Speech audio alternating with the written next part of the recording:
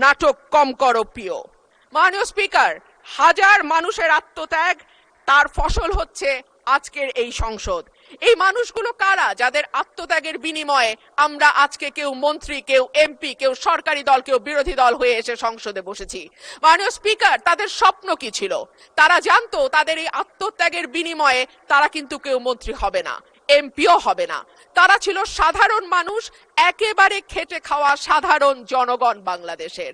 তারা একটা স্বপ্ন দেখেছিল, একটা নতুন বাংলাদেশ তৈরির স্বপ্ন, একটা নতুন রাজনীতি নির্মাণের স্বপ্ন, একটা নতুন চিন্তার জন্ম দেওয়ার স্বপ্ন, এবং সর্বোপরি সকলের জন্য যে এই ভীষণ রকম বৈষম্য আমরা দেখেছি গত কয়েক বছর, সেখান থেকে মুক্ত হয়ে সকলকে নিয়ে, সকলকে একসাথে করে একটা বাংলাদেশের স্বপ্ন। সেই সকল মানুষের কাছে আমি এবং আমি বিশ্বাস করি আমার সহকর্মী এই সংসদ সদস্যরা সকলেই কৃতজ্ঞ।